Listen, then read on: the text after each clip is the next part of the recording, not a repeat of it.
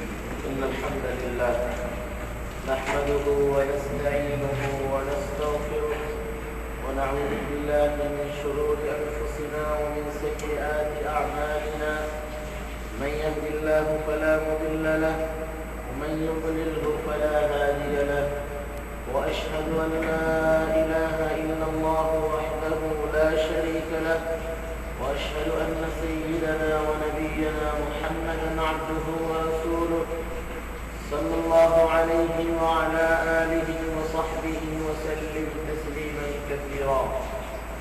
أما بعد، قال تعالى: يا أيها الذين آمنوا اتقوا الله حق تقاته ولا تموتن إلا وأنتم مسلمون.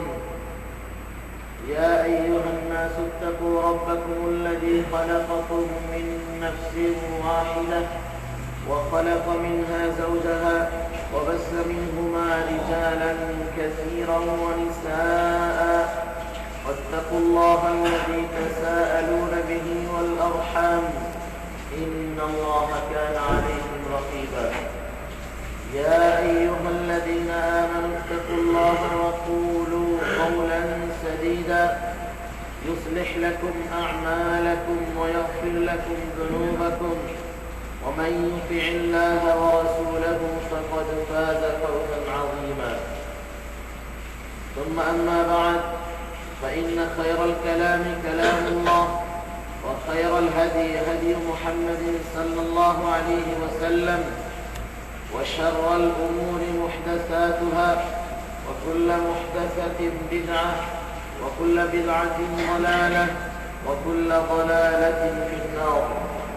أيها المؤمنون، قال تعالى: إنا أنزلناه في ليلة القدر وما أدراك ما ليلة القدر ليلة القدر خير من 1000 شهر تنزل الملائكة والروح فيها بإذن ربهم من كل أمر سلام هي حتى مطلع الفجر।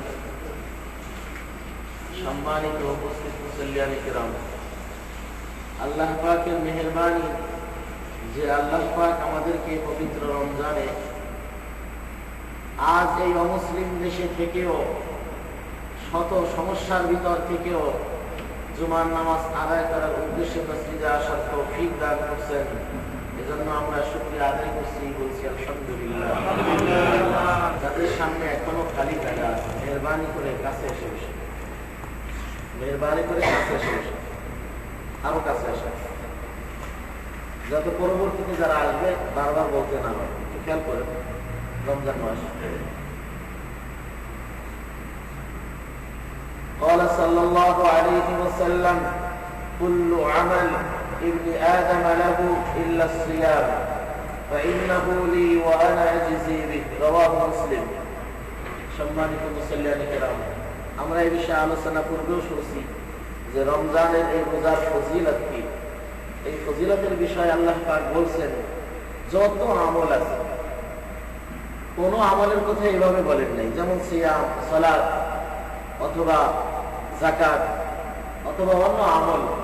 বলছেন যে সব আমল বান্দার জন্য, একমাত্র রোজা হলো আল্লাহ পাক বলছেন যে আমার নিজের জন্য। কেন বলছেন যে এই রোজার সওয়াব আল্লাহ পাক তার নিজ হাতে দিবেন, রোজার সওয়াব নিজ হাতে দিবেন। তো সেই রোজা আমাদের রাখতে হবে না, কি বলেন? জেনে শুনে যদি ছেড়ে দেয়, যারা রোজা ছেড়ে দেয়, মনে রাখতে হবে যে 60টা রোজাও যদি রাখেন, 60টা রোজা, 60, তাহলে ওই একটা ফরজ রোজার সমতুল্য আর হবে না। অথচ অনেকেই স্বাভাবিক মনে করছে, আসছে হুজুর পারি না, ছেড়ে দিচ্ছে। আপনি সব পারেন, এটা পারলেন না, আল্লাহ মাফ করুক, আল্লাহ আপনাকে রোজা রাখার তৌফিক দান করুন। এই অবহেলা আমাদের থেকে আল্লাহ দূর করে দিন। এরপরে বলছেন মান লাম ইয়াদা قول الزور والعمل به والجهل فليس لله حاجة। অর্থাৎ যে ব্যক্তি মিথ্যা এবং জাহেলি মূর্খতা ছাড়তে পারল না, তার না খেয়ে থাকার কোন প্রয়োজন আল্লাহ নাই। রোজা হলো একটা বিশাল শিক্ষা, যে কথা আল্লাহ বলছেন, কোরআন নাযিল করছেন এই মাসে, শাহরুর রমাদান আল্লাযী উনজিলা ফীহিল কুরআন হুদাল লিন-নাসি ওয়া বায়িনাতিন মিনাল হুদা ওয়াল ফুরকান। এই কোরআন কি করে? সত্য এবং মিথ্যার পার্থক্যকারী। সত্য মিথ্যা পার্থক্যকারী কি? কোরআন। এই যে সেই কোরআন, কোরআন হলো সত্য মিথ্যার পার্থক্যকারী। এই কোরআন যখন আপনি পড়বেন, কোরআন যখন আপনি বোঝার চেষ্টা করবেন, আপনার জীবন পরিবর্তন হয়ে যাবে ইনশাআল্লাহ। অসংখ্য জায়গায় আমরা আজকে যারা তেলাওয়াত শুনে আসছি, বা এই মসজিদে যারা তারাবি পড়েন, তারা হয়তো কম বেশি শুনতে পারেন যে কোন বিষয়ে তেলাওয়াত ছিল এবং কি আলোচনা হয়েছে এর ভিতর। কিছুদিন পূর্বে যে তেলাওয়াত আমাদের গেল,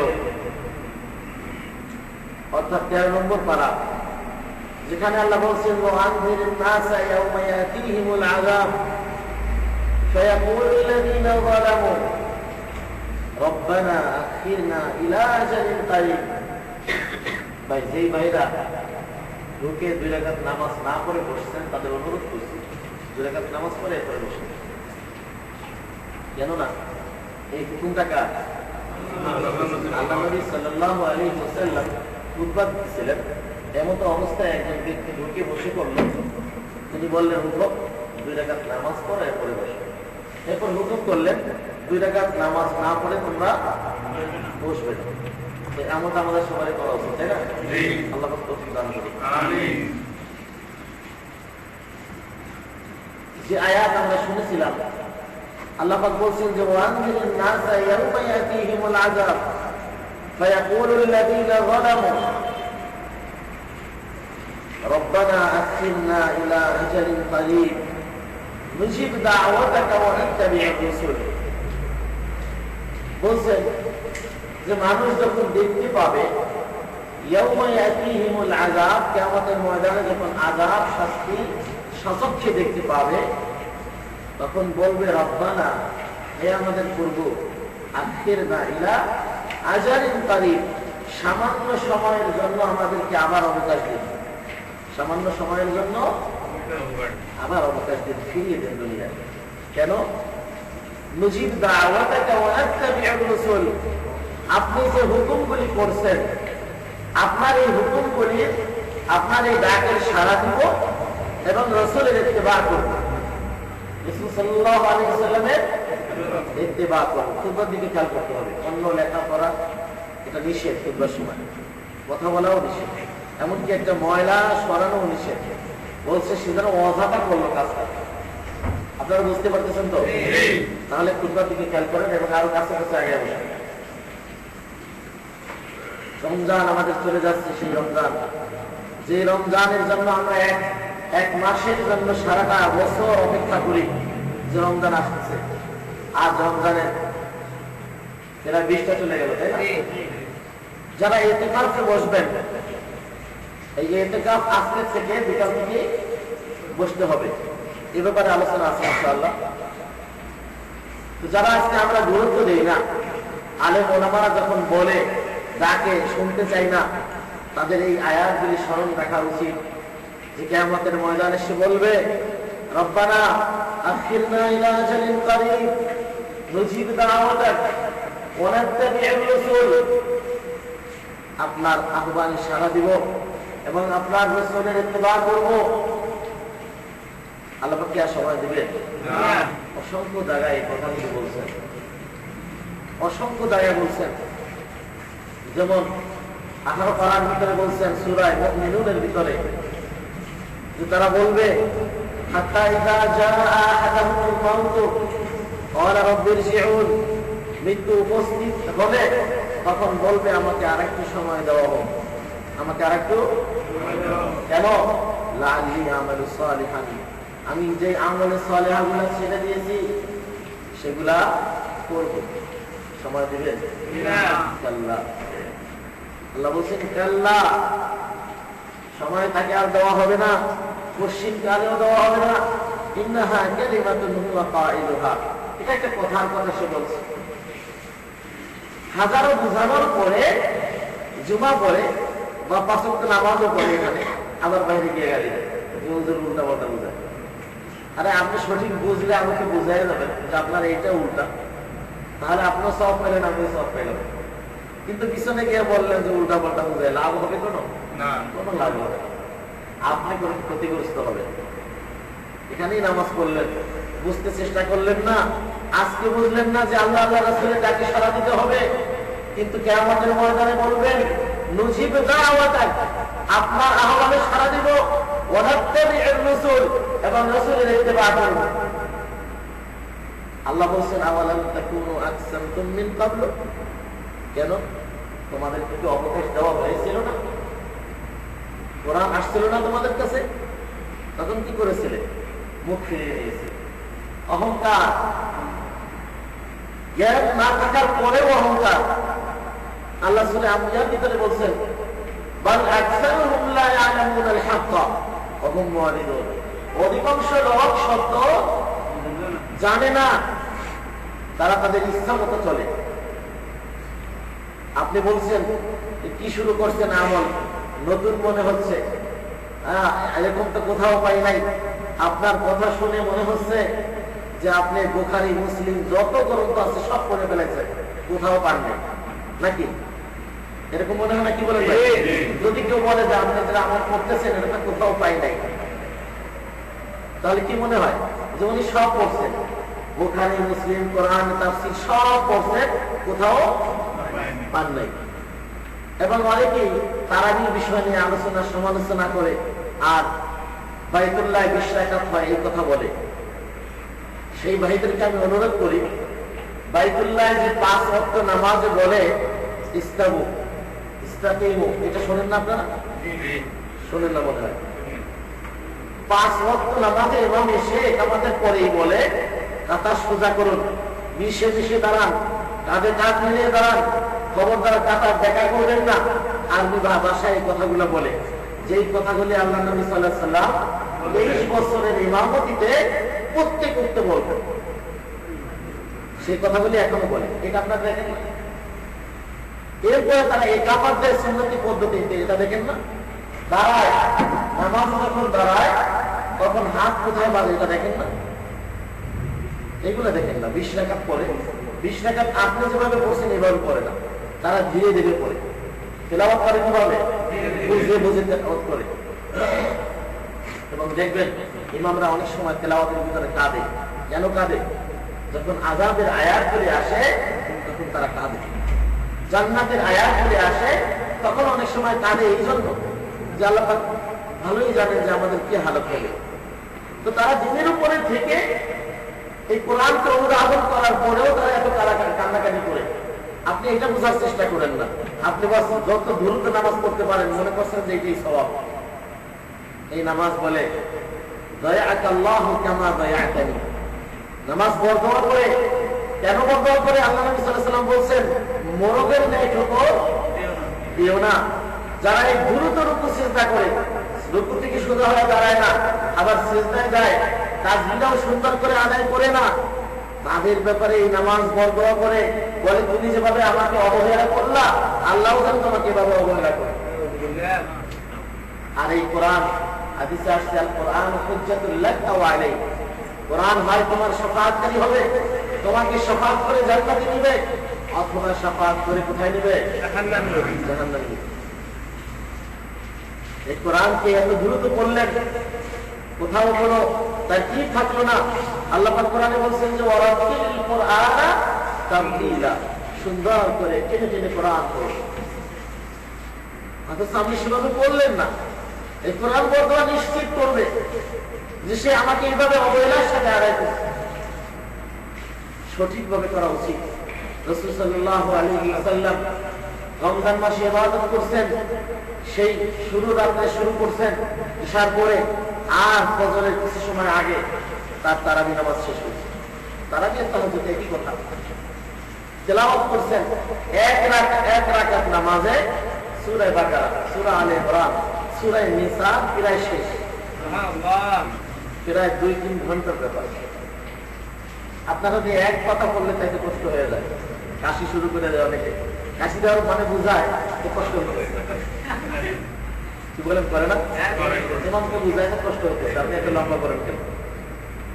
যাই হোক, এটা আমাদের অলসতা, এই অলসতা আল্লাহ পাক দূর করে দিন। এই রমজান মাস মনে সব হিংসা বিদ্বেষ ঝেড়ে ফেলতে হবে, সত্যিকারের মুসলিম হতে হবে। কোন লাভ নেই অহংকার করে, আছে কোন লাভ? কোন লাভ নেই। রমজান মাস গুনাহ মাফের মাস। এই মাসে আল্লাহ পাক কোরআন অবতীর্ণ করছেন, যে সূরা খুতবার ভিতরে শুরুতে আমি পড়ছি। আল্লাহ পাক বলছেন ইন্না আনজালনাহু ফি লাইলাতুল কদর। কোরআন কি ইশারা করছেন যে এই কোরআন আমি অবতীর্ণ করেছি লাইলাতুল কদরে। ওমা আদরাকা মা লাইলাতুল কদর।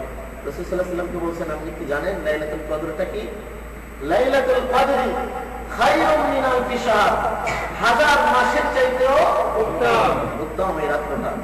এই রাত পাওয়ার জন্য আপনার চেষ্টা চালাইতে হবে। আপনি এক রাতে এসে বসে থাকবেন 27 রাত বাস আর করবেন না, এটা তো আল্লাহ নবী সাল্লাল্লাহু আলাইহি ওয়াসাল্লাম এইভাবে বলেননি।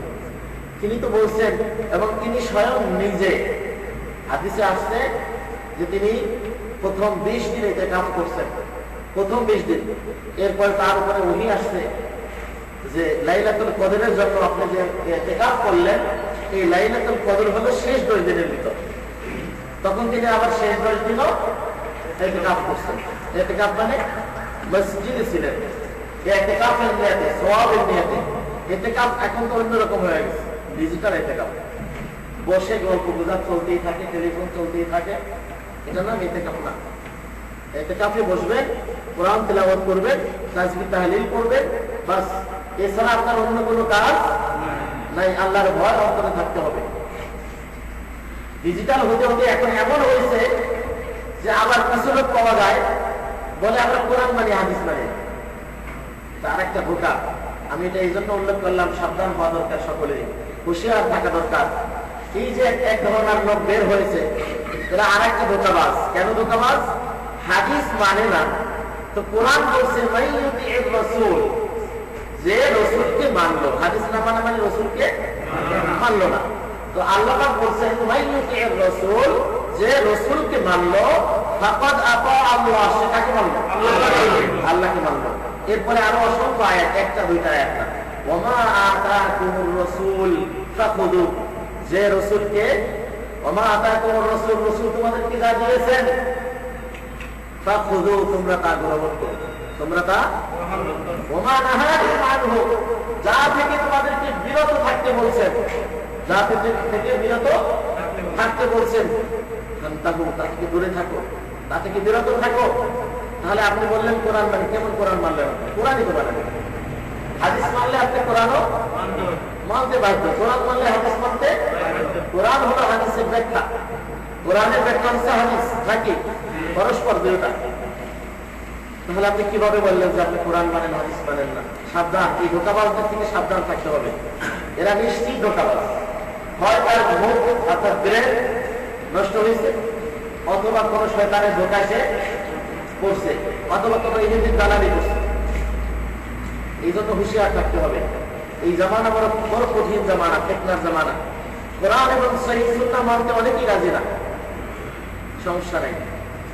মানতে যে রাজি না, মৃত্যুর পরে বুঝতে পারবে, তখন বলবে নজিব দাওয়াত, আপনার ডাকে সাড়া দিব, অনেক তাবিঈর রাসূল এবং রাসূলের আনুগত্য করব, তখন কোনো লাভ হবে না। সারা পৃথিবীতে দুনিয়ার শুরু থেকে আদম আলাইহিস সালামকে যখন দুনিয়া পাঠিয়ে দিয়েছিলেন, তখন আল্লাহ পাক বলছিলেন কুল্লা হাবিতু মিনহা জামিআ ফাইম্মা ইয়াতিয়াকুম মিন্নি হুদান ফামান তাবিআ হুদায়া ফালা খাউফুন আলাইহিম ওয়ালা হুম ইয়াহজানুন। বলছেন যে যুগে যুগে আমি তোমাদের কাছে দিক নির্দেশনা দিব, যারা আমার এই দিক নির্দেশনাকে মানবে, ফালা খাউফুন আলাইহিম ফামান তাবিআ হুদায়া ফালা খাউফুন আলাইহিম, তাদের কোনো ভয় থাকবে না, ওয়ালা হুম ইয়াহজানুন, দুঃখ। তাহলে আপনি কোরআন মানবেন না, আপনি কি মানবেন? কোরআন হাদিস মানবেন না, মানবেন কি? নেতা নেত্রীর কথা মানেন, সমস্যা নেই। এই নেতা নেত্রী আল্লাহ পাক কোরআনে বলছেন, আপনারা যারা তারাবি করছেন অবশ্যই শুনছেন আয়াত, ইয়াউমা নাদউ কুল্লা উনাসিন বিইমামিহিম, সকল মানুষের নেতাকে কিয়ামতের ময়দানে ডাকা হবে। যেই নেতাকে আপনি মানছেন, আপনার হাসর তার সাথে হবে। আর বাকু মা মান আহাদ, বলছেন যে যাকে ভালোবাসে তার হাসর কার সাথে হবে? তার সাথেই হবে, যেই নেতাকে আপনি ভালোবাসেন। যদি মুহাম্মদ সাল্লাল্লাহু আলাইহি ওয়াসাল্লামকে নেতা মানেন, তাহলে তার সাথে আপনার হাসর হবে। আর যদি কোন অন্য কাউকে মানেন, বিশ্বের নামে যদি অন্য কাউকে মানেন যে না আমার নেতা অমুক, তাহলে তার সাথে আপনার হাসর হবে। হাসর কার সাথে করতে চান? মুহাম্মদ সাল্লাল্লাহু আলাইহি ওয়াসাল্লাম। আল্লাহ পাক বলছেন মাইয়াতির রাসূলা ফাকাদ আতা আল্লাহ, অর্থাৎ মিনান নাবিয়্যিন ওয়াস সিদ্দীকিন ওয়াশ শুহাদা ওয়াস সালিহিন, যারা আল্লাহ আল্লাহর রাসূলের ইত্তেবা করবে তাদের হাসর হবে নবীদের সাথে, মিনান নাবিয়্যিন ওয়াস সিদ্দীকিন, যারা সত্যবাদী ছিল তাদের সাথে, ওয়াস সালিহিন, যারা নেককার ছিল তাদের সাথে, ওয়া হাসুনা উলাইকা রাফিকা, এর চাইতে সুন্দর বন্ধু আর কি হতে পারে?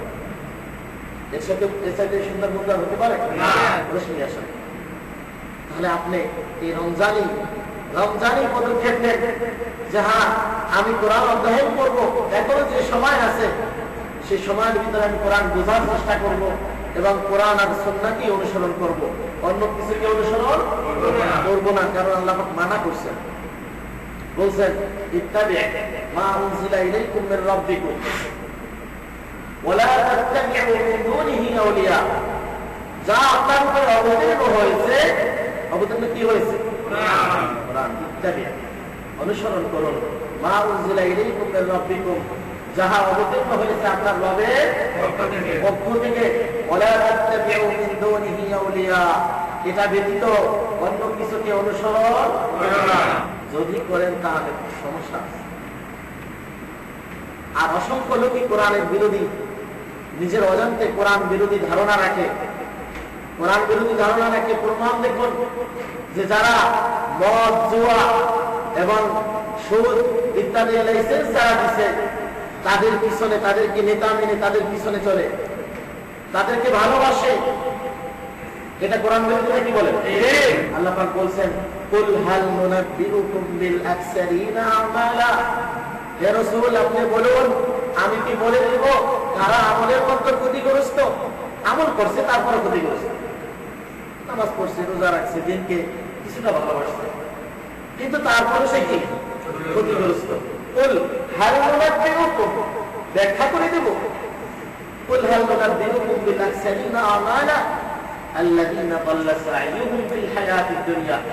যাদের দুনিয়ার জীবন পথভ্রষ্ট হয়ে গেছে, বুঝতে চায় না, বুঝতেছেও না, বুঝতে চায়ও না, মনে মনে ভাবছে আমি এটা করছি এটাই সঠিক।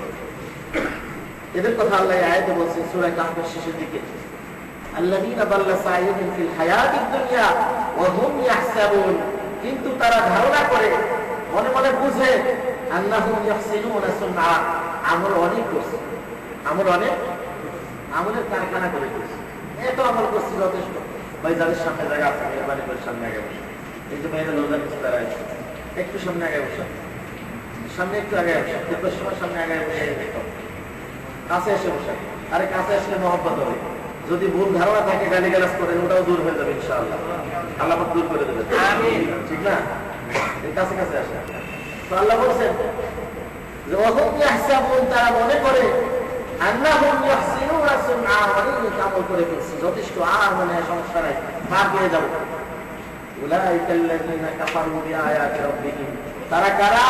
যারা আল্লাহর আয়াতের সাথে কুফরি করছে, আয়াতকে অস্বীকার করছে, যারা মদের লাইসেন্স দিছে, জুয়ার লাইসেন্স দিছে, তাদের কাছে গেছে, তাদেরকে নেতা মানছে।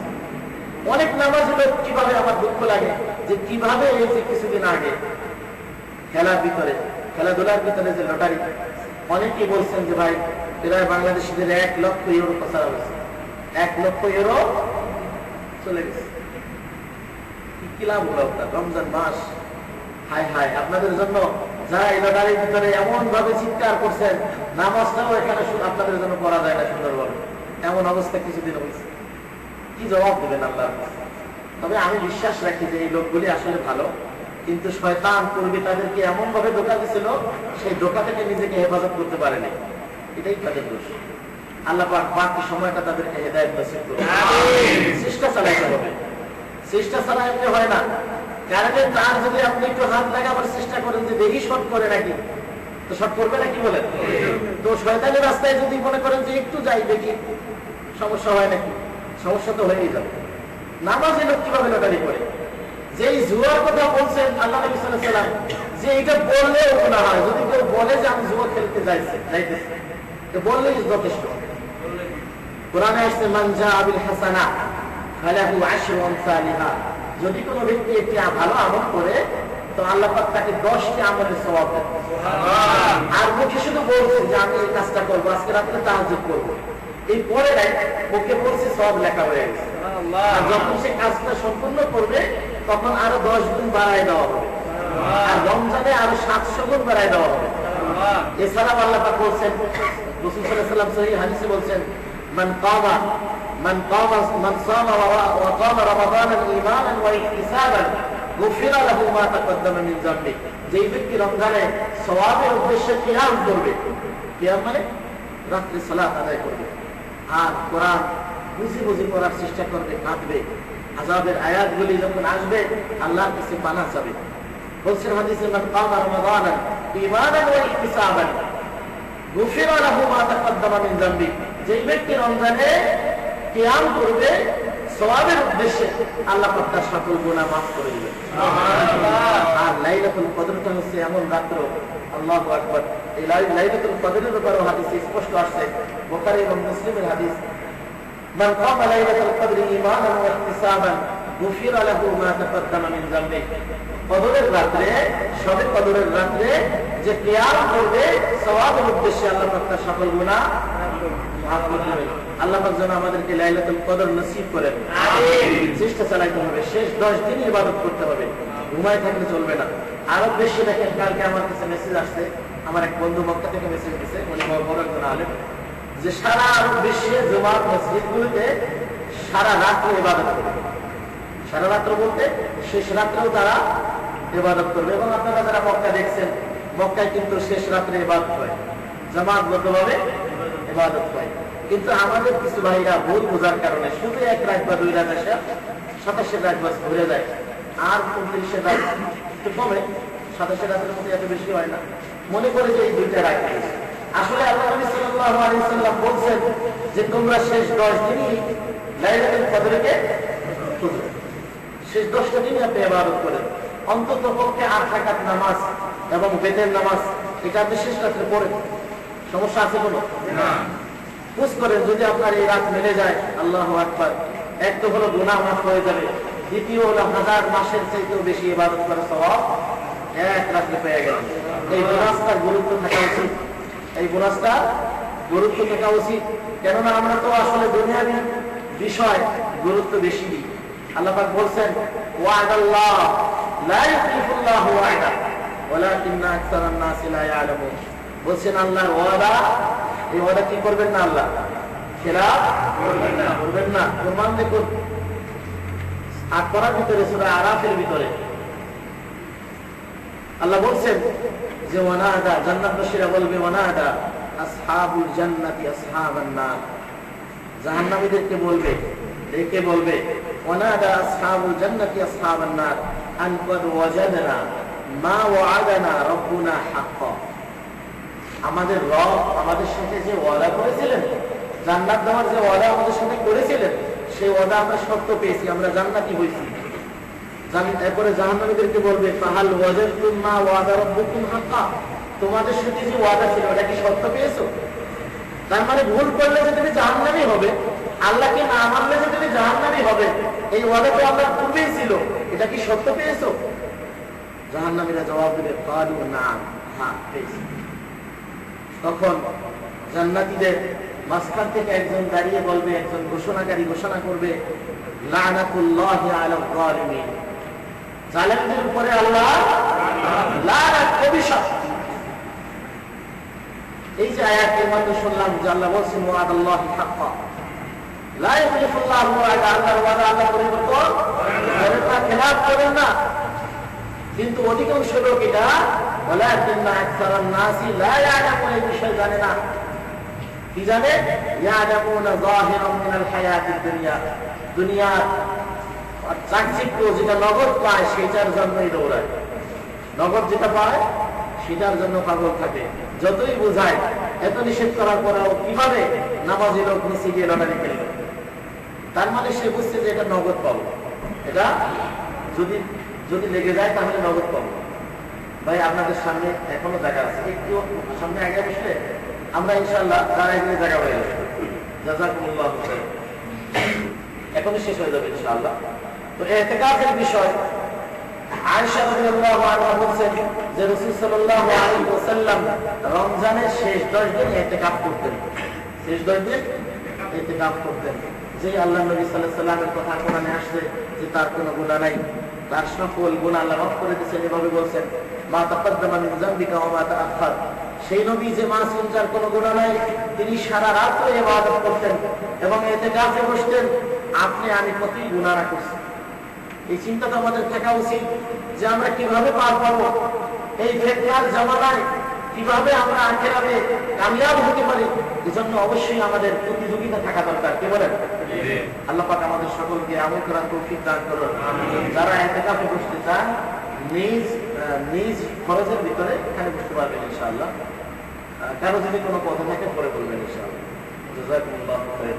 وأقول قولي هذا وأستغفر الله لي ولكم ولسائر المسلمين من كل ذنب فاستغفروه إنه هو الغفور الرحيم.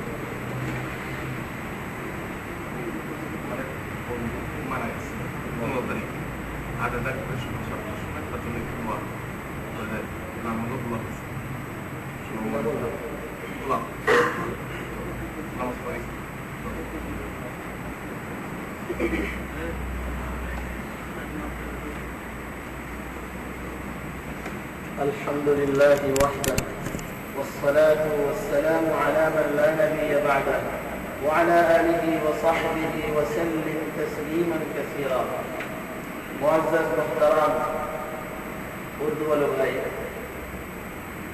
मैं उर्दू नहीं जानता हूँ इसलिए उर्दू नहीं बता रहा हूँ, फिर कोशिश करेंगे। तो एक भाई ने बताया बताने के लिए रमज़ान, इसके बारे में हम जानते हैं कि रमज़ान, इस रमज़ान के अंदर एक रात है जो लैलतुल क़द्र है। इस लैलतुल कद्र के बारे में अल्लाह पाक ने कुरान के अंदर बयान किया कि लैलतुल कद्र खैरुम मिन अल्फ शहर, 1000 महीना से ज्यादा बेहतर, 1000 महीना से ज्यादा बेहतर। तो इस महीना को इस 1000 महीना से बेहतर वाला रात को ढूंढने के लिए ऐसी नहीं है कि एक रात ढूंढे बस फिर सो जाए। रसूल सल्लल्लाहु अलैहि वसल्लम 10 रात, आखिरी जो 10 रात है, एहतिकाफ करता था। क्यों?